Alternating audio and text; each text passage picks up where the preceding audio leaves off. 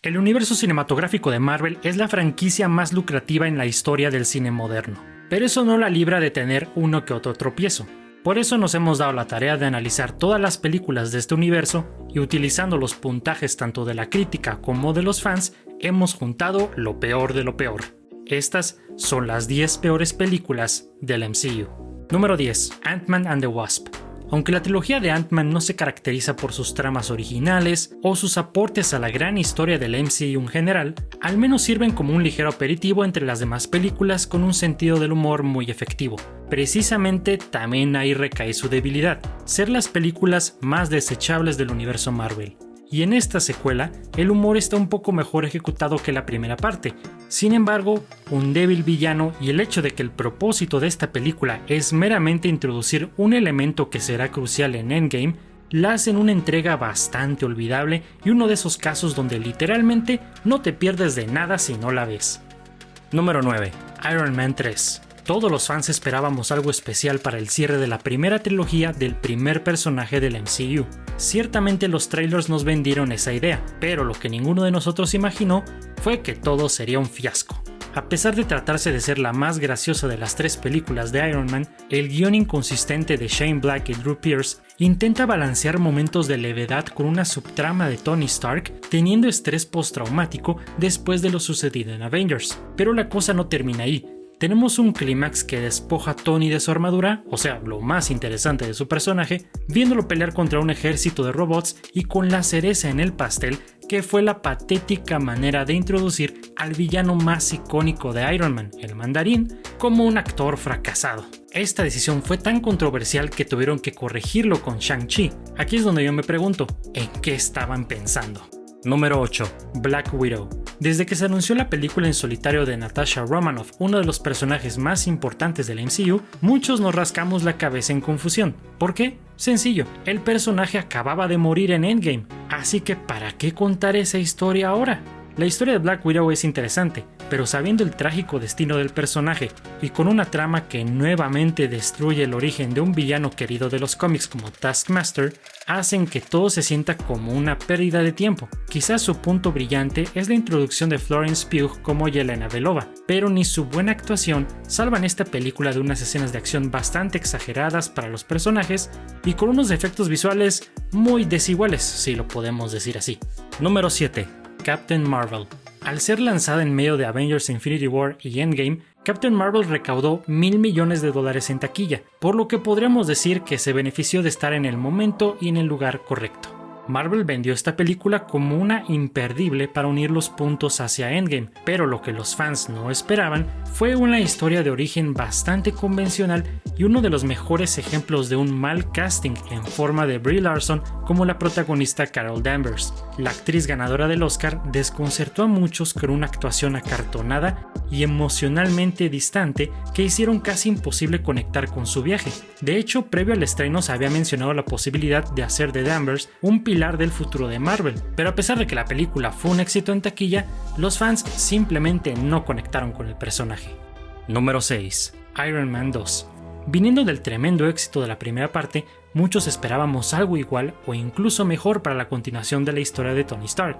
Pero al llegar solamente 2 años después de la primera, la trama de Iron Man 2 sufrió de un villano bastante flojo como Whiplash y un exceso de comedia que se sentía hasta un poquito fuera de lugar. Claro que fue genial ver la introducción de Black Widow, pero incluso ella no tiene mucho que hacer más que hacer babear a todo mundo. Pero quizás el peor pecado es que el desarrollo personal de Tony Stark parece estancarse, y la película en general dejó una sensación de que nada cambió de manera drástica ni para los personajes ni para el panorama del MCU en general.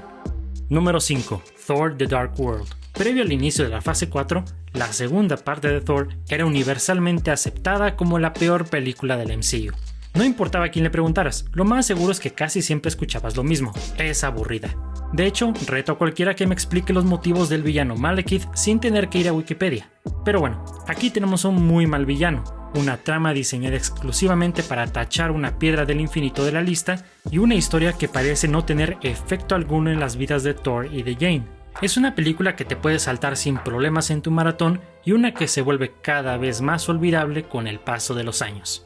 Número 4. Thor: Love and Thunder. Muchos nunca pensamos que podía llegar algo peor que The Dark World, hasta que Taika Waititi dijo quítate que ahí te voy, y nos dio Thor Love and Thunder. ¿Por dónde empezar? El personaje de Thor parece haber tenido una regresión a la primera película, ya que parece olvidar todo su crecimiento y experiencias para ser pintado como un idiota egocéntrico e irresponsable. Además, al no tomarse casi nada en serio, logra hacer que nada nos importe realmente, sin mencionar que el talento de Christian Bale es desperdiciado por completo en el personaje de Gore, quien podrá llamarse el carnicero de dioses, pero realmente solo lo vemos matar a uno en toda la película.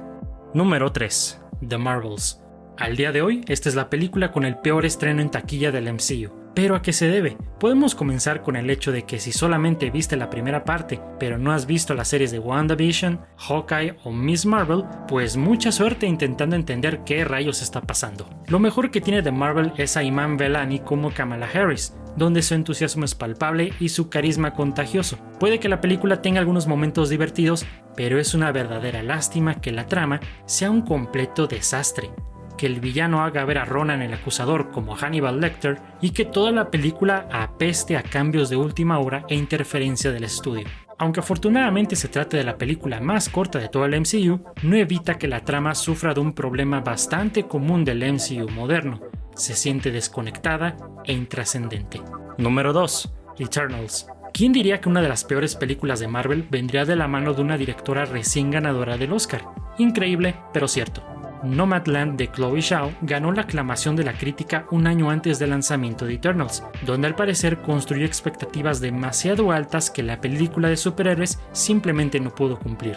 Aunque se reconoce que Eternals intenta hacer algo diferente con su ambiciosa narrativa que involucra varias líneas de tiempo a lo largo de miles de años, desafortunadamente fracasa, debido a que sobresatura la trama con 10 personajes pobremente desarrollados, una falta de justificación del por qué estos seres tan poderosos nunca habían aparecido en el MCU, y con la mala costumbre de integrar un villano de CGI enteramente olvidable.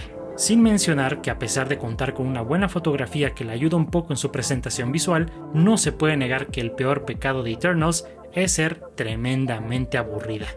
Número 1. Ant-Man and the Wasp: Quantumania. La fase 5 comenzó con el pie izquierdo, pero nadie se imaginó que iba a comenzar con la peor película en la historia del MCU. La tercera parte del héroe diminuto representa no solamente lo que está mal con el MCU actualmente, sino con toda la industria de los blockbusters en general. Su excesiva dependencia en los efectos visuales y uso de pantalla verde hacen que la película se sienta falsa. Dime si no hay muchas escenas donde ni parece que los actores comparten el mismo espacio. Además, en su afán por querer introducir a la siguiente amenaza después de Thanos en forma de Kang el Conquistador, el guión termina descuidando un pequeño detalle: la historia de su propio protagonista, donde ni Scott Lang ni ningún otro personaje tiene algún tipo de desarrollo y donde sus vidas terminan igual que como comenzaron. Si lo pudiera definir de una manera simple, sería como que esta película es un tráiler de 2 horas para Avengers Kang Dynasty, la cual, a raíz de los escándalos que ha tenido el actor Jonathan Majors, parece que ahora ni siquiera se va a llamar así. Si me lo preguntas, es una pérdida de tiempo. Ahora cuéntame cuál crees que sea la peor película del MCU y si crees que debimos agregar una más a la lista. No olvides checar nuestro canal para más videos sobre Marvel y películas. Pásala bien y nos estamos viendo en la próxima.